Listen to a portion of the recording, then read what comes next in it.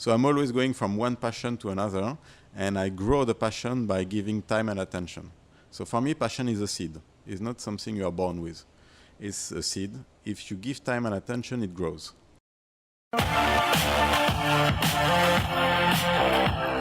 Hi, and welcome back to the Mindset and Performance Podcast. I'm Dries, a mindset and performance coach. I help athletes and young professionals with their career development. We work on a wide range of areas, from training to nutrition, but focus essentially on the mindset as it is the key to everything else. The whole idea behind this podcast is to deconstruct the habits that led people to their success, to learn from their experience and understand the psychology behind their actions and behavior, and of course, to know what kind of mindsets they have.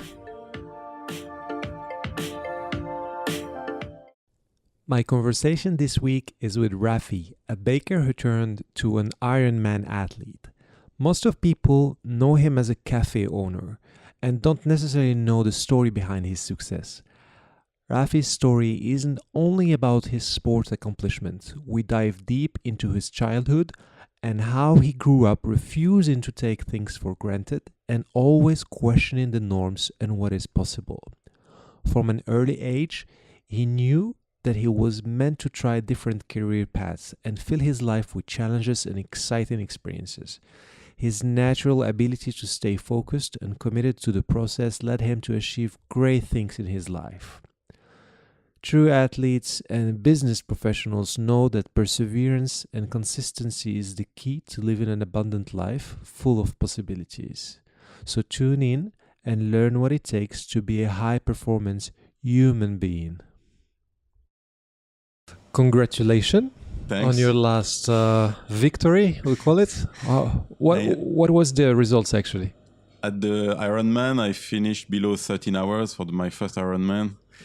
I think everyone is. Well, it wasn't the first; it was the second one. First. The first one was a half.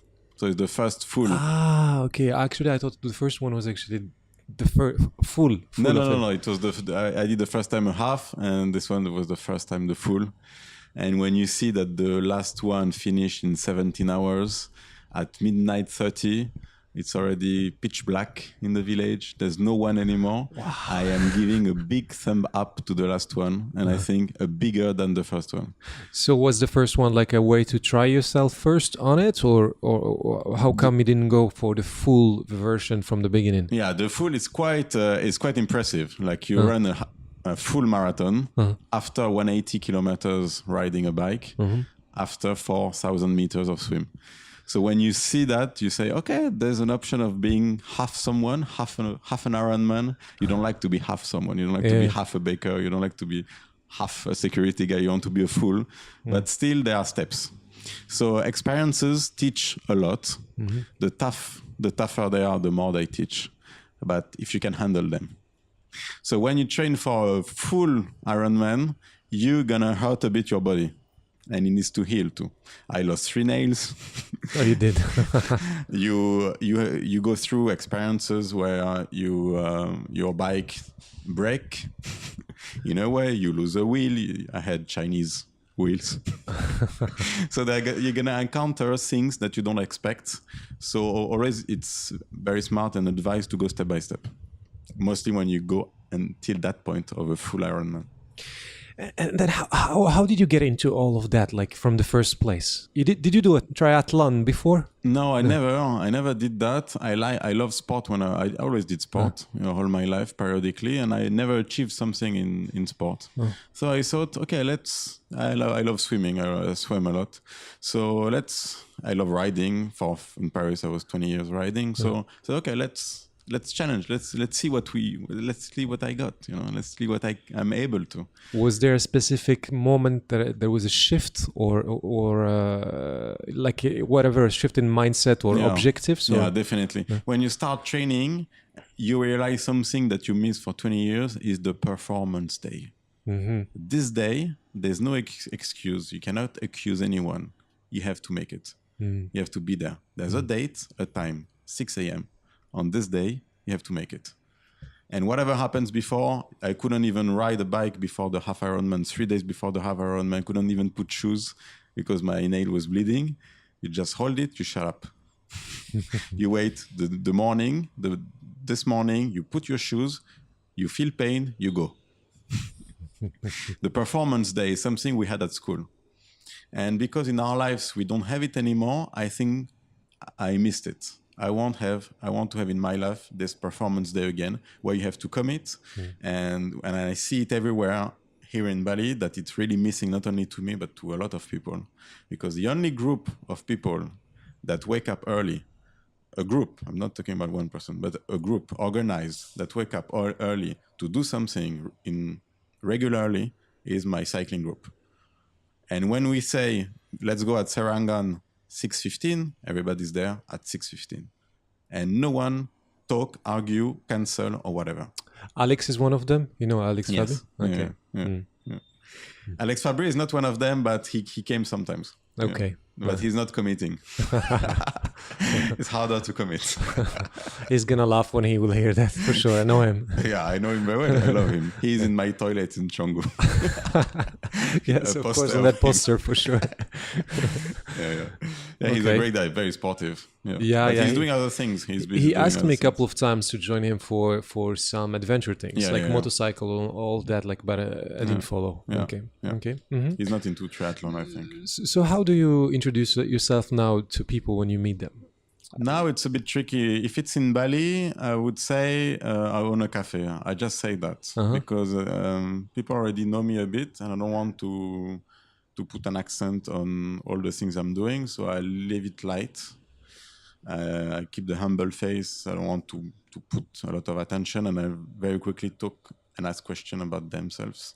So I want to create a connection. I'm not really focused about myself. I know myself. So I want to create a connection with someone, and people love to talk about themselves. So I always go like that. Very quickly, I introduce myself. Yeah, I have a cafe.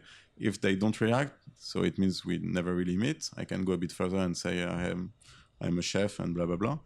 But that's quite it. I don't extend into what I'm doing really, which is quite wide. And if you don't know someone, it could be too much too quickly. So I'm trying to keep it low profile. Low profile a little bit. And then outside of Bali? Outside of Bali, I would say that I have bakeries. Yeah, I have bakeries. I have bakeries in Bali, in a beautiful island in Bali, and we can go from it. What's the difference? Why would you say things differently for people that are outside of Bali? Because people outside of Bali, for sure. I mean, if we meet, they don't know me, so we can make them dream a bit. Bali is a dream place. So I will introduce Bali more than me. I will talk about my beautiful life over there to make them dream a bit, because mostly I see it a lot when I publish on Facebook things. A lot of friends living in Bali, in Paris and stuff, when they see just one picture of Bali, they dream. Yeah, for sure. I get that a lot also. Yes, I'm sure. So when I talk about myself, I talk about cafes, bakery, but also very quickly food, rice field, nice views, and then Bali, and then lifestyle, and the spirituality, and more temples than houses. So very quickly we go to Bali and dream more than me. And here in Bali, I would people knowing Bali, I wouldn't go like that. So I make a difference. Yeah. Okay. Yeah.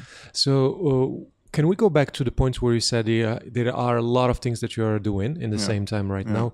Could you specify a little bit more about that? Yeah. In my whole life, I always naturally wanted to learn many things. So I like diversity more than expertise. So I developed an expertise. I developed it through the pastries and stuff. I founded Monsieur Spoon. I did all the recipes. All the food of Monsieur Spoon is from me. All the logistic, the direction, the recruitment, everything is from me. And now my mind is switching to something else that is on the side, but that could grow to the next passion. So I'm always going from one passion to another, and I grow the passion by giving time and attention. So for me, passion is a seed. It's not something you are born with. It's a seed. If you give time and attention, it grows. So now, every year, I do things I never did before. So this is a program I have. It's called Never Did Before. And I'm launching the first event on the December the 14th. And we will talk about art. So I wrote 2 books this year. One is called The Piens Army. Okay. how the world, by assisting and easing our lives, make us a bit like soldiers and prevent us from really breathing and expanding. So it's like a book of 100 pages, mostly illustration. It's like a combination between like photos and a little text, but it's mostly photos, so it's very easy to catch the idea. And I wrote the story, so a second book. This one is a real book, so it's a very dense book, like 200 pages. It's from my YouTube channel that was before Monsieur Spoon. So you see, it's already getting. Oh yeah. Yeah. So before Monsieur Spoon, I did a YouTube channel which has 14 million of views today. More, in fact. And when I had this YouTube channel, I made money given by Google, and with this money, I founded Monsieur Spoon. So it's a long story. It's 10 years. Okay, I'd like us to go to there at some point during that conversation. Sure. Okay. So very quickly, because we have a limited amount of time. So very quickly, YouTube channel, Monsieur Spoon, and then I'm explaining the whole story, which is from zero. I started everything from zero, so it's the most interesting experience when you start from zero and you fall and you wake up and you fall again and you stand up and you fall again. So I started that and explaining all the story with beautiful pictures and everything in this book. So this is another thing that I'm doing. Next year, I'm gonna do. So I started an Iceman experience, and next year in January, I'm gonna Iceman. You said, yeah, with Wim Hof, the Iceman in south of Poland, and we're gonna do Iceman, a week of Iceman experience. So I always do like that. Like triathlon was the physical thing this year. At the beginning of the year, I wanted to skydive solo, so I took classes in Dubai and I skydived solo. I threw myself alone at 12,000 feet in the air. Wow. And it's scary. Wow, and then I see the video myself, I'm scared. When you are there and doing it and committing and you have to do it and you are focused, you don't feel the fear. But when you step back and you look at it and you throw yourself towards the wheel of the plane and you have the wind facing you, deforming your face, and you have to do it and throw yourself. When you see that and you fall, you have like a little bounce in the heart. Holy shit, what did I do, right? Yeah. What was I thinking? So I always love to do new things, and I recommend people doing it. This is why I'm communicating on it. And so what are you after when you do all of that? Doing new things is at the end, in one word, I would say expanding. If I have to sum it up, we as human beings can do a lot of things, and I think my life will be beautiful if I look back and say, wow, I did all that. Not only this one and I became an expert, I'm not interested in that, but I did all that. And the more I do, the more things I don't know, I have to start. Like the next year, it's more artistic, so it's something I'm not good at. So the more things I don't know, I'm not good at, I'm scared of, the more things like that allow me to fight fear, to fight resistance, to go over borders, to be a greater person, to be a wider person, to be an expanded person. What kind of self-talk do you have when you think like that? Is it like, do you say yourself something like everything is possible, or do you think let's try and see if it's possible? No, yeah, nothing. Yeah, for sure, everything is possible. Yeah, I'm not someone who try. I never try.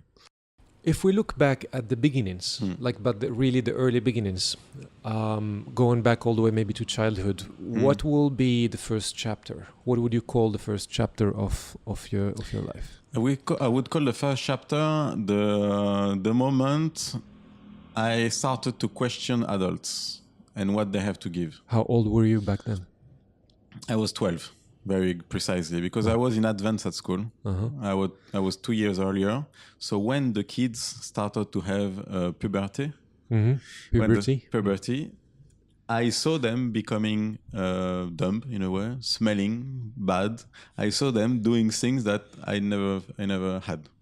So when I saw them doing this, I said, what's going on? Everybody's getting dumb in once. What's happening here? So being younger at school, made me see the world with a jet lag, like a spread. There was like a time difference. So when this was happening, I started to ask questions around, and I was 12, so I was already Conscious big enough, a little bit, conscious enough, and those events raised my conscience even more. So I started to ask to adults some questions, and I was testing the answers. And I was testing, and I saw that it's not. Who specifically were those adults? You mean like Parents? And teachers. Okay. And parents' friends. Were you satisfied from the answers? Were you satisfied from the answers? No. Normally I was thinking that they don't know much, and they want to say no to a lot of things. And when I was asking questions like, will I be able to change work every 5 years? No, you can't. You have to stay in the same company. It's always no. When I hear adults. And it's not about only my parents. When I say parents, it's all parents. So I was testing my parents, but also friends' parents, and I was comparing the questions with what I was learning at school. And when I was asking about physics and quantum physics to my parents, I saw that they were answering, but they don't know. So it made me think maybe they should know when they answer something. And I think parents answer you things to give you an answer, but they should tell I don't know, or they should push you to imagine an answer, which is much more positive than saying something that is not true. Because at the end, you lose credibility. And for me, parents, adults, lost credibility when I was very young. So this was a starting point in my life. Did you had somebody that you were looking up to? Like a reference, somebody like a role model or a mentor? I always had. In my life, I always saw people that was amazing. I hardly met them. Like the first one was Albert Camus with the Sisyphe myth. When I read that, I said, oh, finally a friend. When I grew up, it was, George Soros. George Soros was a finance guy that screwed the British bank and stole $9 billion of pound. And he created universities in Ukraine with that money. So I said, yeah, there are amazing people doing things. I never met them, but they are amazing people. For sure, it was not my parents, but and these are people around me. But that was amazing. So always in my life, I had some people. I was looking at some and say, wow, this is amazing. This is amazing. But without the intention of copying, the intention of always being inspired and see what are the possibilities. What did you want to become when you were at that age? Did you know specifically what orientation you wanted to have business-wise or career-wise? No. What I wanted is to try many things. You did already at that time? The first question I asked when I was 12 is, will I be able to do different jobs in my life? Oh, wow. And then chapter 2. What was that chapter 2 there? Chapter 2 was at 17 when I was making some money to gain my independence. So I was able to leave. And were you in Paris? Yes, suburbs at the beginning, and then I slowly moved to Paris. Okay. Towards Paris, which I reached maybe at 24. To leave it at 28. Oh, yeah, you did. Yeah. Sometimes when you get something, you get the scar, but if in fact you sell it, it doesn't need. But you have to get it at first. Yeah. So I would say this is the second step, the fact that I was free, and then the third one would be the finance world that allow you to make a lot of money. Finance? Yeah.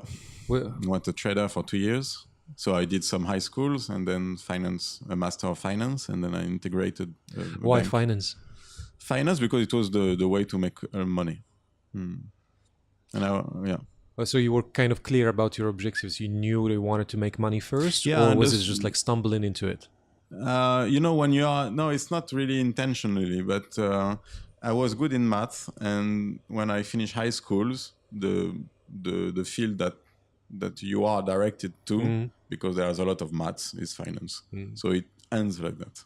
I see, yeah. So I ended like that. I did some math. It was happy. And then I ended in a bank, and I isolated myself in the bank, and I felt that I'm not part of this world, because we are supposed to be the number one in the world. We are bankers, but this is not what we are.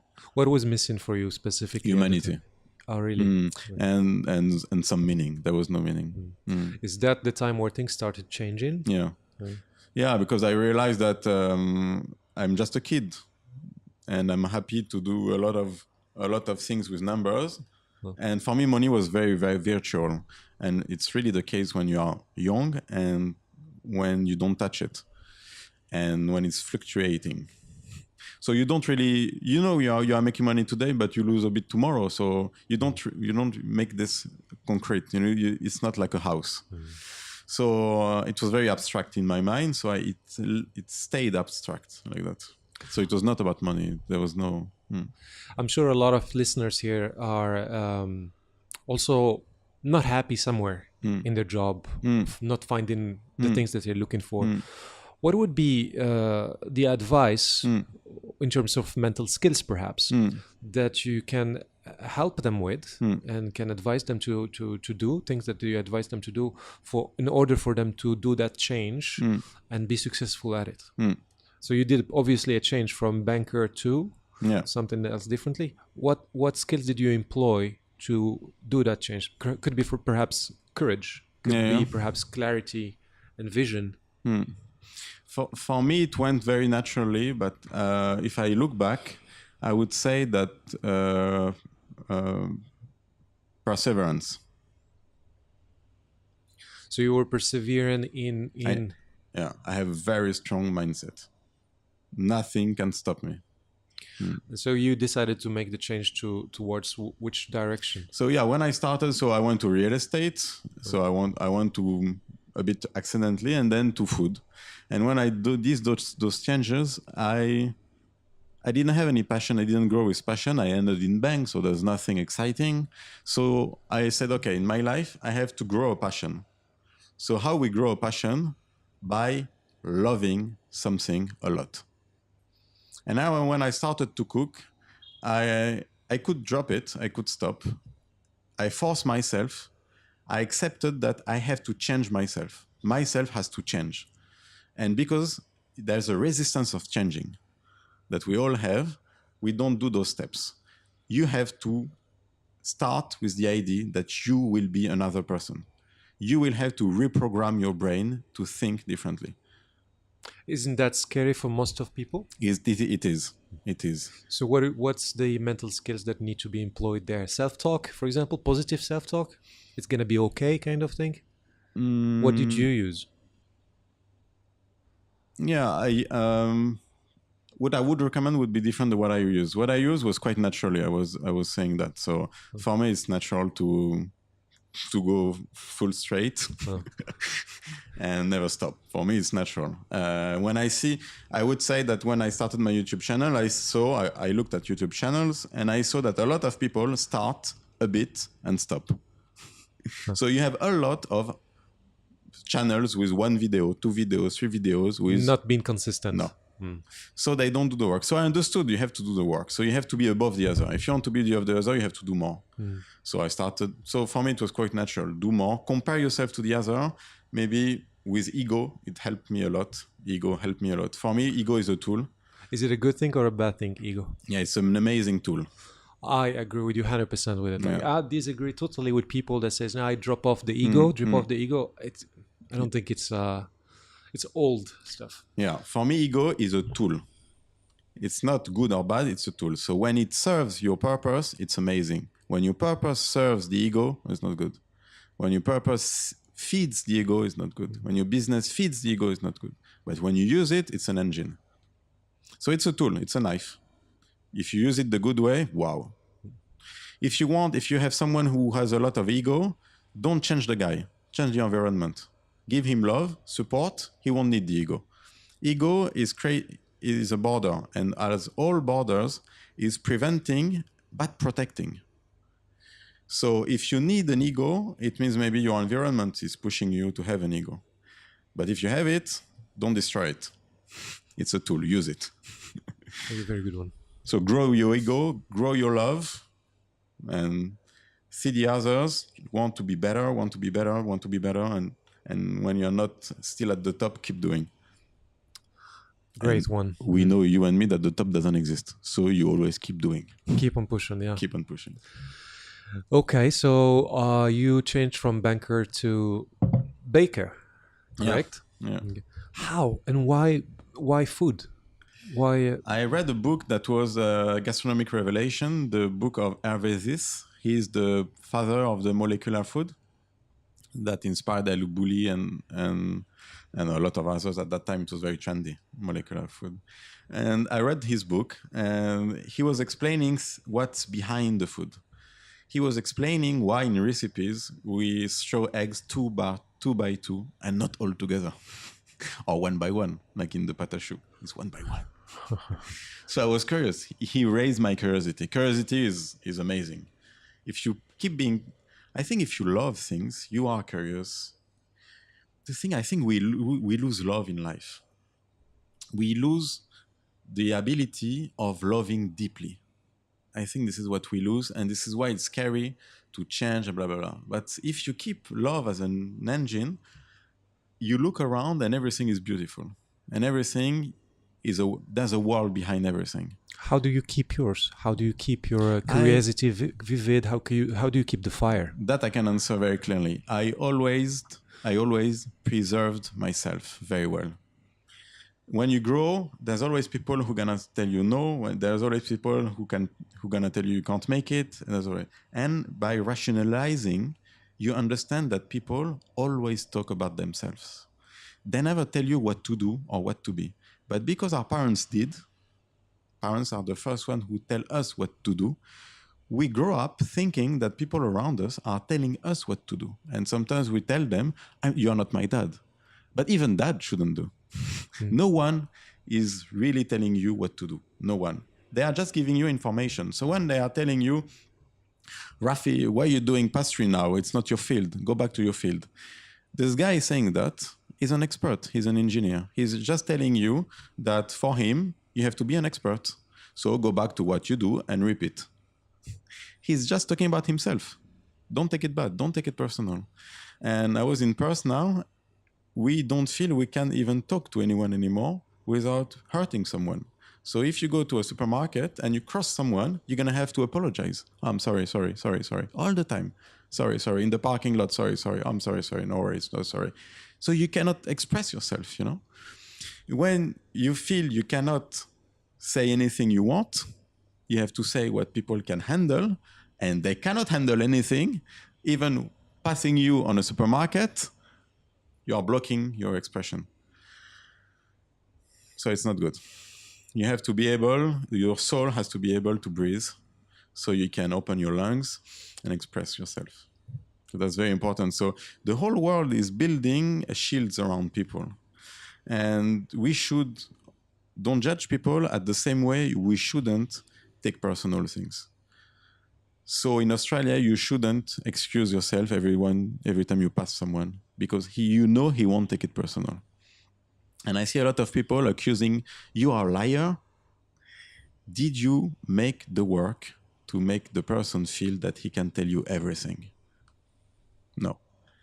Can you handle everything? No. So liar, communication takes two persons ready. It's the same in life. You have to be ready to open yourself to experiences and to grow from it. If you can't, put borders. Like in a relationship, you can't handle some situations, you put borders. Okay. But if you grow, remove some borders.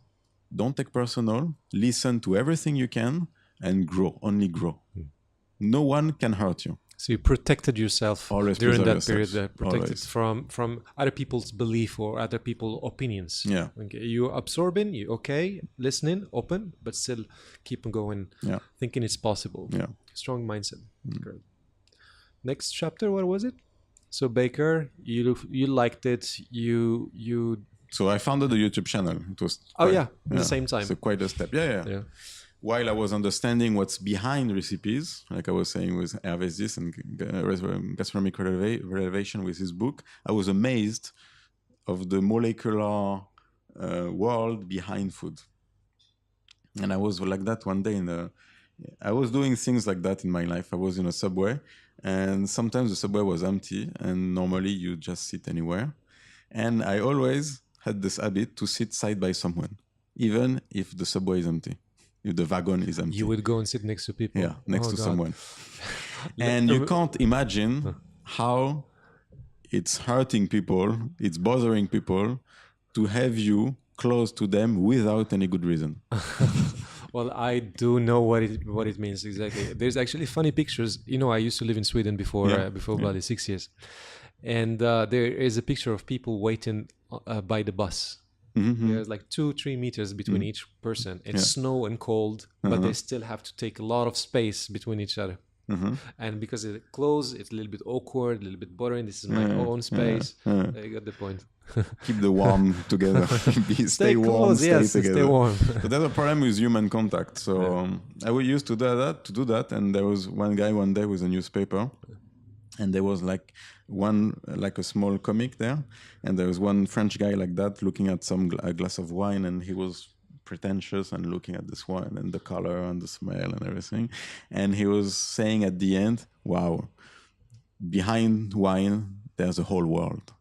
And there's a guy side by who was an English guy with a beer, hot beer like that, and he looked at his beer and he said, "Well, I think it's true for everything." And I think the same. I think if we zoom in on things, there's a world behind everything. So if you don't find interest around you, you are lacking zooming in. You have to zoom in on things.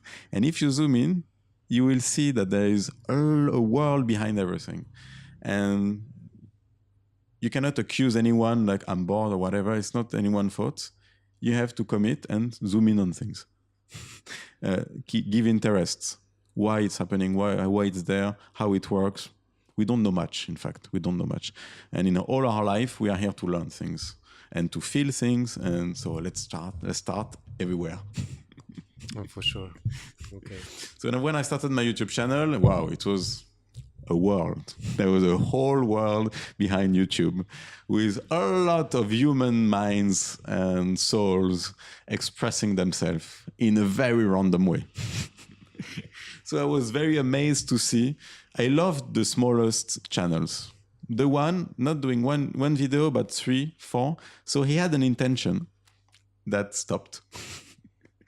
And you can see he was trying to self-motivating himself at the beginning. Yeah, I'm going to do that every 2 days. And he won't because the channel is already 2 years old and nothing has been published. Yeah, I see. Like you go back to it and you see, yeah, you are checking everything about food and stuff. And you see that all those souls that just gave up.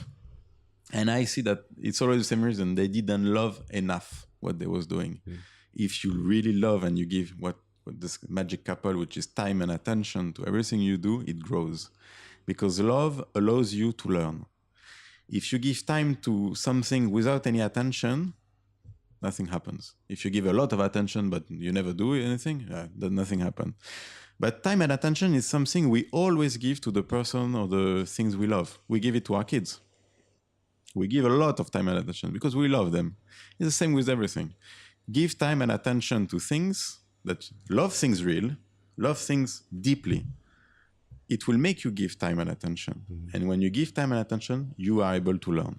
And when you learn, it grows. So I learned how to create a YouTube channel by looking on all that. So this was amazing. This was crazy because, of course, you make your friends see videos and they say, wow, it's 0 because it's not famous. You are understanding, they are not saying you are 0, they are saying, I love famous things. But of course, when you start, this cannot be famous. So it's always preserving yourself and growing. So I was preserving myself, growing, making five videos, and then I understood how to create a YouTube channel. If you have a killer video, like an amazing video. What's an amazing video for you? Like the one I did was the macaron, Parisian macaron. I had this pure video. Before, when I finished to edit, to have it ready to publish, I refrained myself because I saw this is the common mistakes, to be excited and to just publish your best video in an empty channel. Your channel has to be ready to welcome this crazy #1 video. And to be ready has to have something inside and a community already. So you need 10 videos already. You need a community following you. So when you publish this one, it goes boom. If you publish this amazing video on an empty channel, it goes 0. But you see, when I looked to all those YouTube channels and I saw those amazing videos on empty channels that stayed 0, I thought those guys was excited. And they published an amazing video, but they didn't understand how to publish things. So I learned this world. And then now my YouTube channel has 14 million of views. It made me a lot of money until 8,000 euros per month. Wow. At that time, now it doesn't. Now it's like 300 euros, but I'm not publishing anything since 3 years, 4 years. I changed. So I'm not doing that anymore. So there was a lot of things to learn. And then when I succeeded that, I was very excited. I said, let's go and have my own pastry. Boulangerie quelque part. Boulangerie. Boulangerie. But was it planned to do it in Bali? No, but I left Bali at the end. So I checked all the Southeast Asia countries. I excluded some. Why not France? No, the economy was so bad. I was in finance. I have a nice strategy. You need some timing, and it was and for sure the next 10 years would not welcome entrepreneurs in France. There was a lot of people, a friend of my entrepreneurs in Singapore who left, expatriate themselves, who left France, and they was telling me for a long time, come, see, here it's booming, here it's booming. So I went 3 days. I said, okay, it's booming. I will pack everything and leave. Awesome. So I packed everything. Took 90 kilos of mixers. I still have photos of that. Mixers and everything, spatulas. I didn't know what to expect. I didn't know they're going to have butter in Asia. But you visited Bali before? Never. No. I dropped all my luggages in Singapore. I selected Bali. I selected Hong Kong, Singapore, Malaysia. I excluded Philippines, too much floods and stuff.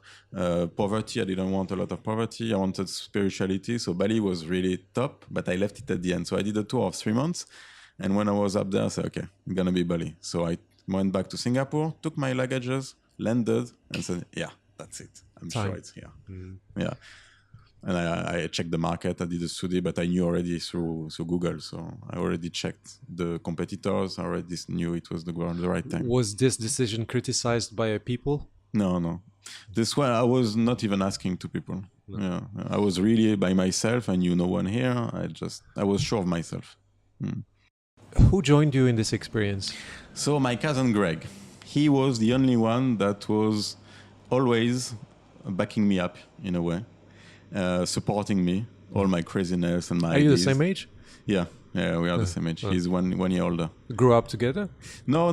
We didn't meet before we was 28, really. Only 3 times. Yeah, only 3 times. My family was preventing people to meet people, in a way. Old way, old mentality. Oriental mentality, cannot go out from home and stuff. So I was away from family, and when he got married at 26, he invited me, and I was not there. I was in anyway. But then we met again after that, and we loved each other. We have a lot of energy, and we are hard workers. Same mindset? Different mindset, but we love to do crazy things. We don't stop, and we are both always ready. Doesn't care the time. We never find excuses. We never accuse anyone. We always commit. So it was working. So anytime, bam, it's coming. So we know we was both living great experiences, and we love to share those experiences together. So when I founded my YouTube channel, he even came at my place to shoot the macaron YouTube video that has today 1.7 million of views, and which is now the most popular video on macarons on the web. So he shot it with the camera. I always did myself, all the 100 videos, except this one. He came to shoot this one because I told him this is a masterpiece. You have to come. There's something's happening. Okay. So he came. So when I came here, I did all the tests at my place. I did all the test of food, the pastries and everything at my place. It was working well. I didn't hit a wall. I thought I'm gonna hit a wall because there was no good pastries in Bali. I said maybe that's something that I didn't get. Maybe the yeast is wrong. The flour is wrong. I sent him to him. He was in France. I sent him 10 kilos of flour to inspect them in a laboratory to make sure what is inside, the gluten rate, the protein, the vitamins and stuff.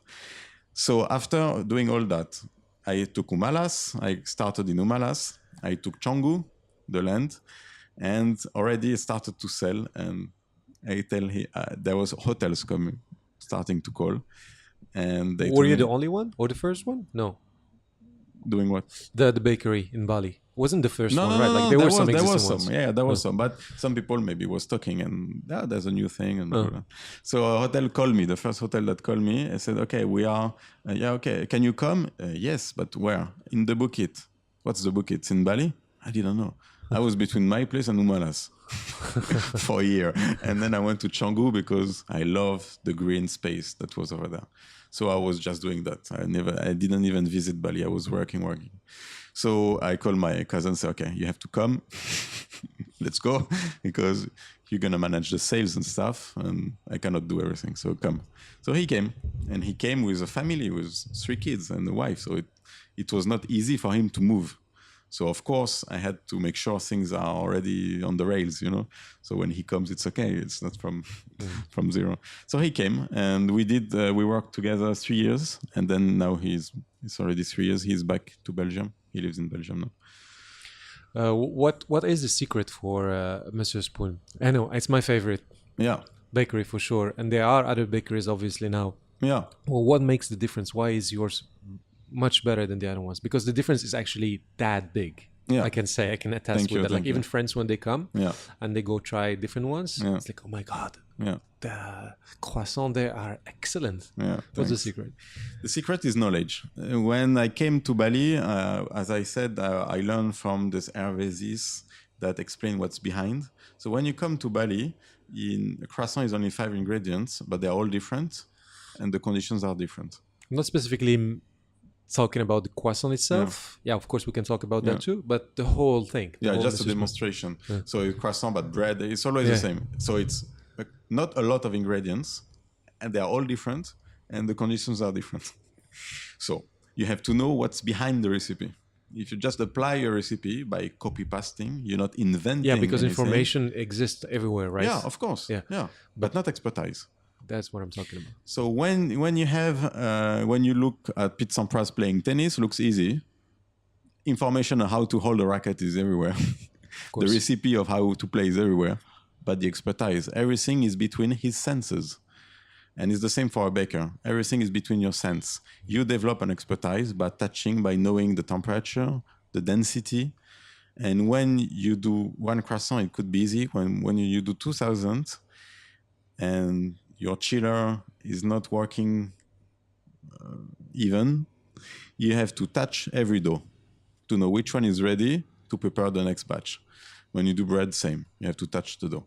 So if you didn't develop the expertise and you think a recipe is enough, it doesn't work. So the expertise, the time that you gave, the experience, and the knowledge was key. Passion and love also, I believe. Without passion and love, you don't give time. And you don't develop an expertise, and it doesn't work. Excellent. Now you have 5 places, I believe, right? Or 4? 5.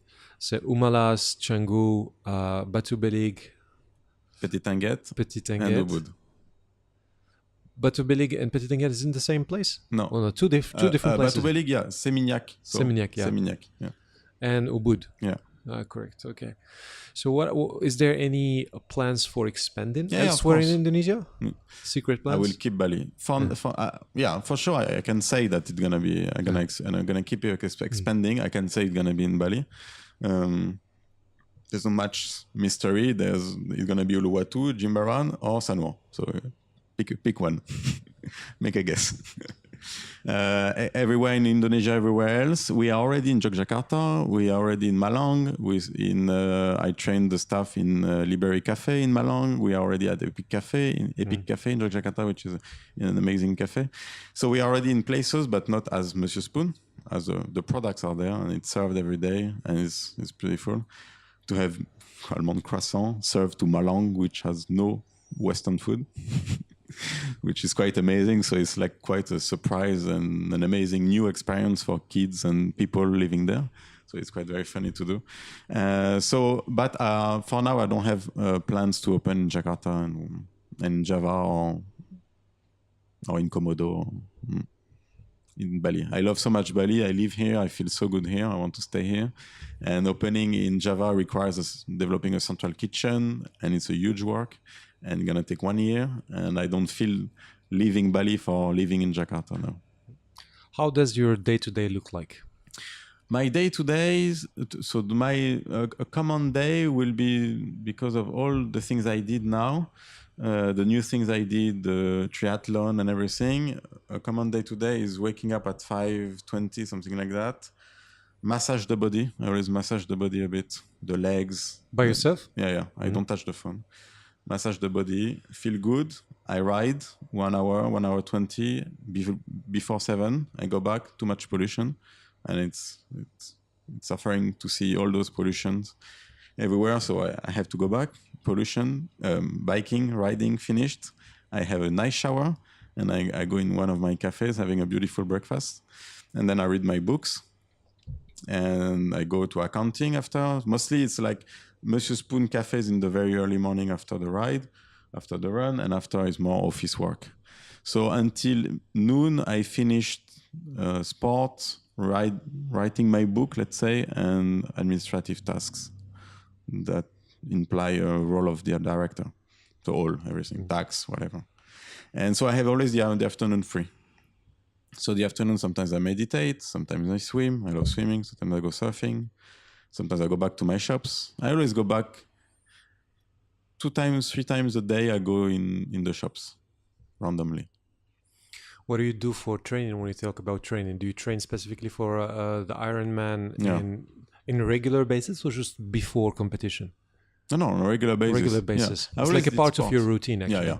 Now I love triathlons, and I loved having those performance days, as I was saying. So it's part of my life to do 1 hour of training. Do you think the same skills you used and applied for launching your business and working in the previous careers is the same things, the same tools you employing for the run, for the... There are some common tools. But the most thing that is the same is the amount of energy I put into things. The amount of energy. That's the main thing. Have a lot of energy by surrounding yourself, by being in an environment that inspires you, where your curiosity is fed. I'm sure a lot of people in here in the podcast listening thinking like, how do you get the time to do all of that? Because I know also you said you wrote books or writing books. I wrote already, and you're writing, preparing something, right? Because I saw a post somewhere in Facebook saying that you're preparing. I'm launching a new one. them, and we'll do the book sign on the December 14th. There is that. There's also Greg, your cousin, mentioned like exhibition coming up soon, right? Yeah. So how do you find time to do all of that?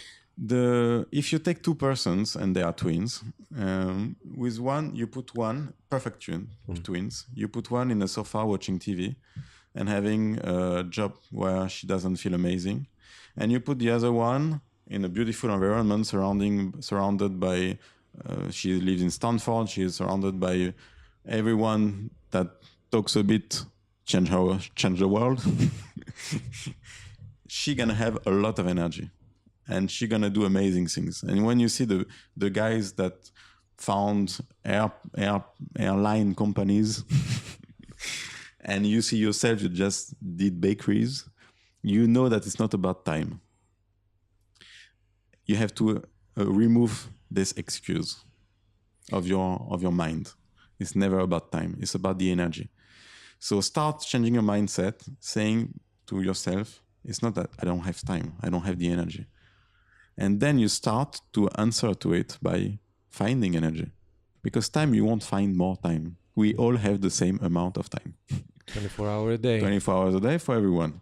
So there are people doing great things in this amount of time and people doing less great things. It's the amount of energy. How do you cultivate that energy for you? Okay, you mentioned environment, but do you mean here environment like as in where do you live, the island, the country and that? Or do you mean people that are around? How can one cultivate a good environment? I would say, to say quickly, to develop your intelligence in both ways: the emotional intelligence and the intelligence, the ability of doing things. The more intelligence you have, the more you can do things. It's a leverage. And how do you develop intelligence?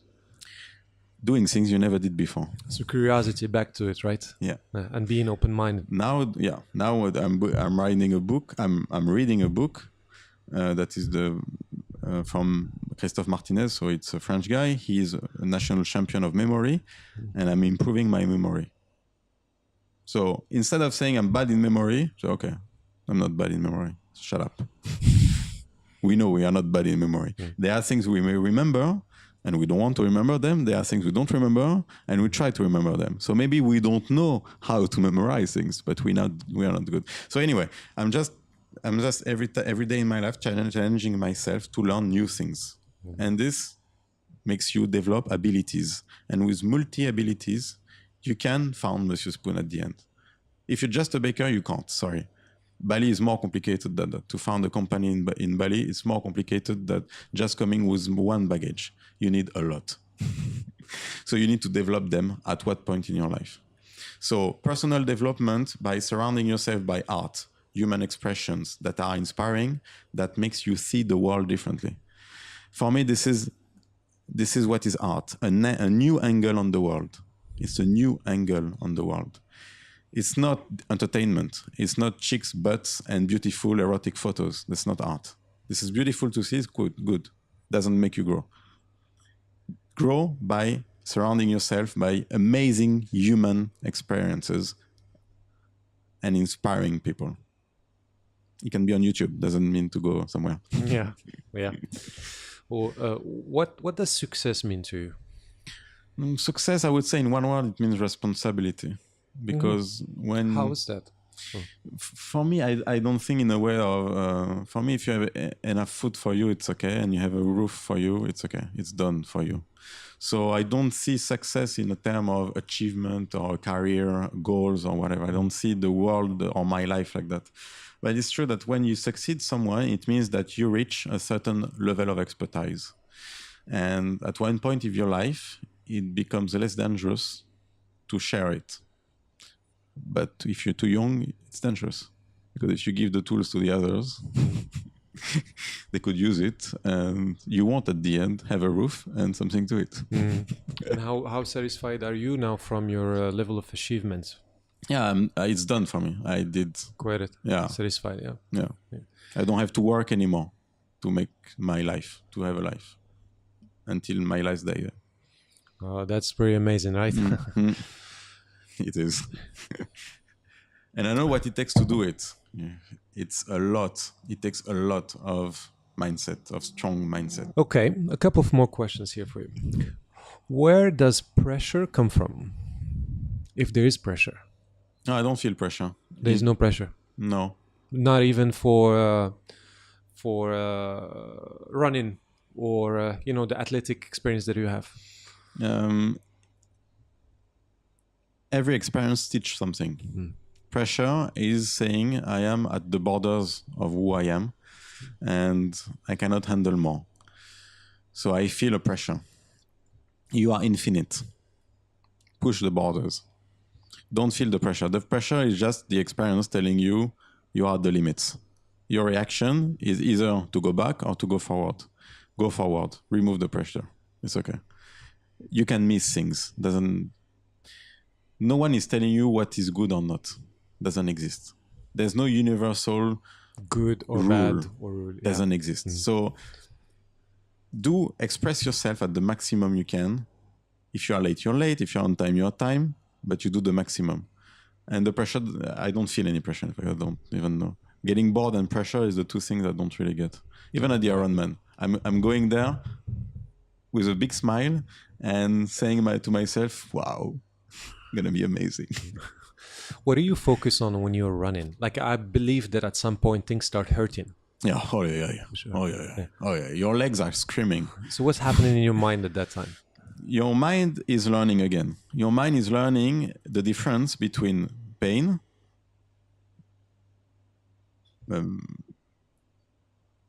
scars. You are creating some scars in your muscles. Mm-hmm. So it means more than pain. And just getting tired. I never knew that. So when I ran the marathon at the Ironman, so after 200 kilometers riding, let's say, I felt my legs was screaming.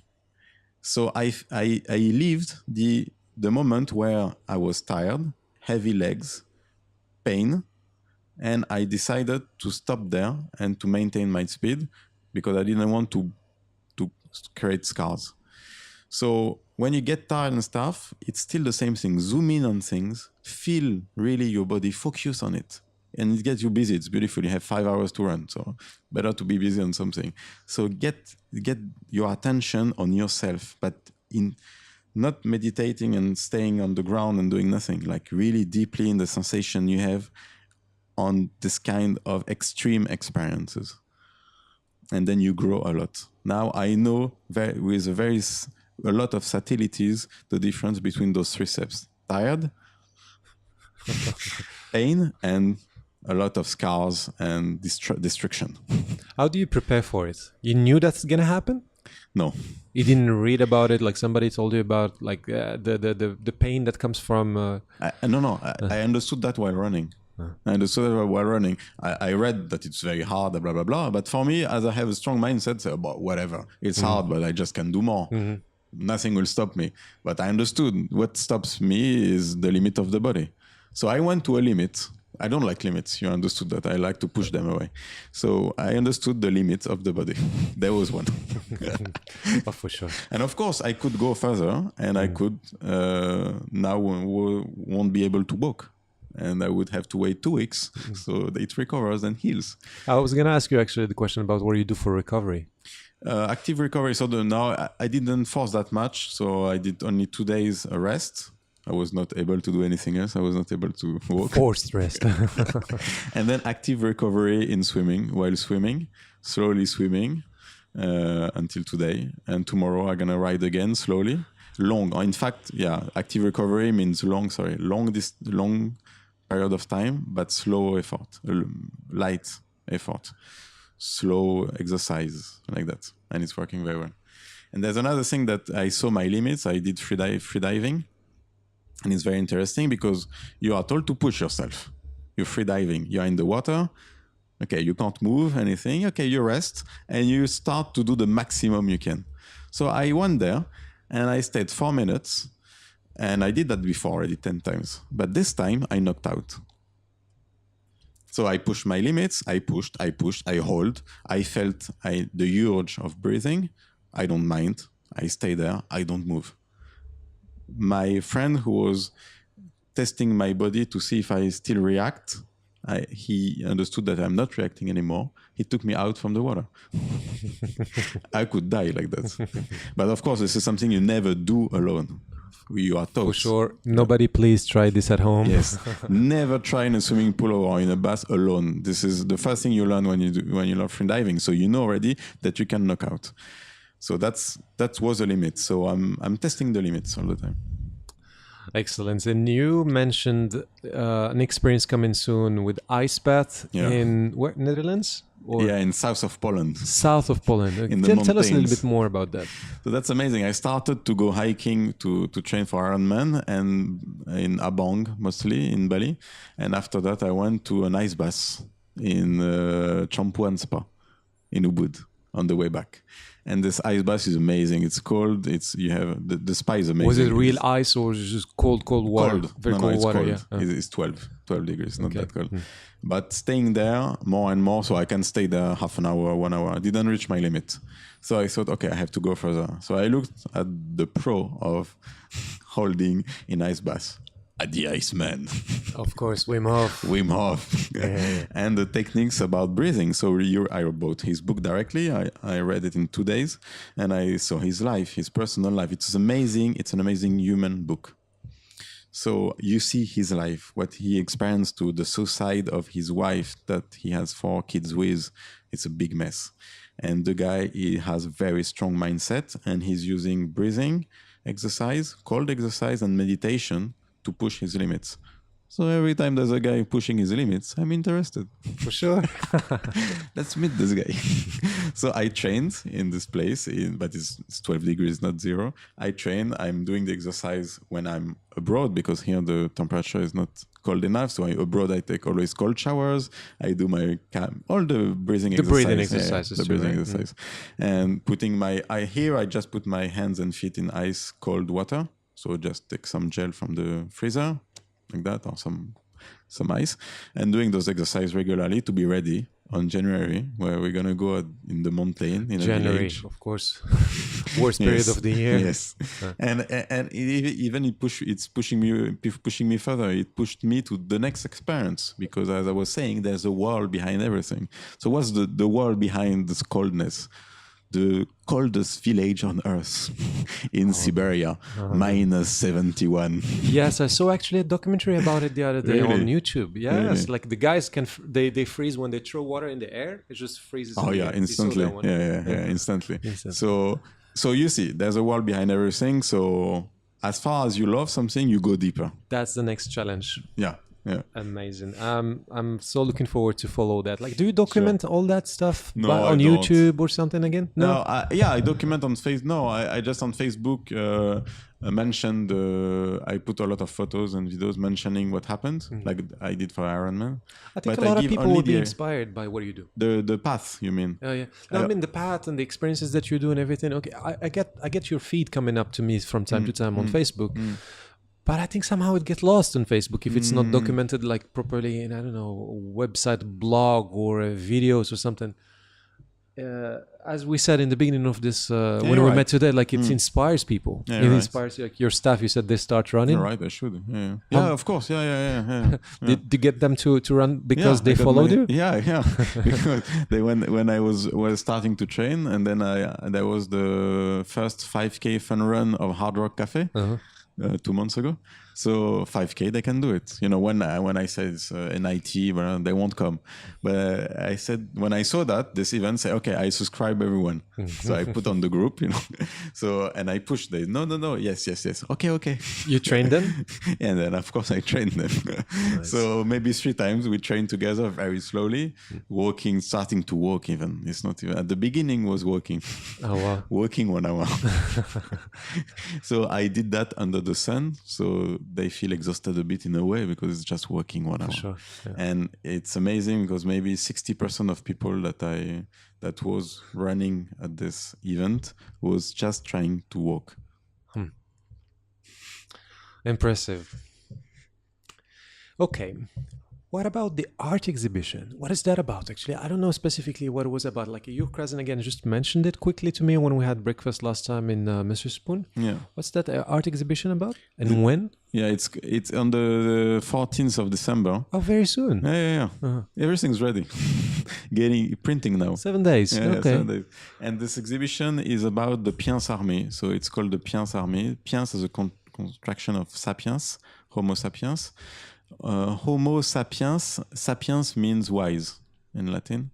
So it means that we want to be a wise population. So every day I feel the pressure of like an army around me, of things that can be done, that things that can't be done. And all those rules and regulations and assistance easing our life make us lose the ability to expand and also the ability to grow, to be someone, and to feel okay of being very different, to feel weird, to be a weirdo. And I feel the pressure of that. And I feel not only on my shoulders, I see everyone getting smashed with this pressure. So when you go to a cafe or restaurant, wait to be seated. They are organizing you. They don't let you even choose your table anymore. You have to wait. And all the structure that we don't see coming up is preventing our soul to breathe. We should be able to come in a restaurant to say to the waitress, shh, give me 30 seconds. I want to feel the place. And then to feel where we feel better to sit. And we ask nicely, can I sit over there? Yes, good. Okay. We can't? Okay, never mind. Maybe I want to change the restaurant, or maybe I'm okay to sit where you point. But at least it starts by me, where I feel good being, not where I should be. And in our daily lives, this organization that is structuring our lives is limiting ourselves from being a real individual thinking another way. And this is what I want to illustrate. So I did some photos, and there are going to be 30 of them. I did some stickers also. They're going to be available to be distributed on this event. So this is what it's going to be about. That's awesome. Where is it going to be? In Monsieur Spoon Petit Inguette.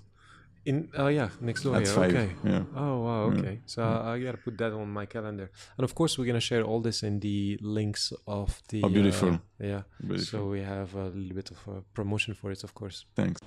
Wow, this was really, really, really inspiring conversation we had here. Like, I think what you said in the beginning, like how you introduce people. Yourself to people, they don't see what's below the surface. They don't see what's behind the man that built this cafes, how you call them in the beginning. And personally, I would really encourage you to put things out there a little bit, because people need to be inspired. People need leaders. That's how I would even call you, like a leader in the way how you think, the way how you block other people's beliefs, other people's mindset, and keep on focusing on yours. You said a couple of times that it was natural. Yeah, it comes natural to me. I believe what we can all get to that point of making things natural by repetition, by inspiration, by many means, by working with a coach, perhaps also sometimes. But if we want to conclude on a message, what would be the message that you would like to pass to people? So they can also get inspired. It could be the same way how you said it maybe to your staff when you get them to run with you, or maybe it could be your own self-talk, what you say to yourself to keep being inspired, to keep being curious, to keep being open and focused. What is that message? Sure. I would give a life-change event. That was for me the 4 Toltec agreements. If you never read the 4 Toltec agreements, this can change your life. Say again, what was the name? 4 Toltec agreements from Maurice. So this book is clearly explaining why it's so hard for us, what happened in our childhood, and why it's so hard for us to create a revolution in our mind. And this is a book, only the 21st pages are creating the revolution in your mind. So I would recommend everyone to read those 20 pages. And go to all experiences. Always take everything that happens in your life as an experience. The tougher it is, the more it teaches, if you can handle. Okay. Thank you very much. Thank you, Dries. I'll come to your exhibition for sure. And Thanks. I follow you even more. Thanks so much. Thank you for making time for this. And it was really, really cool. It was a great time. Thanks, Dries. Thank you.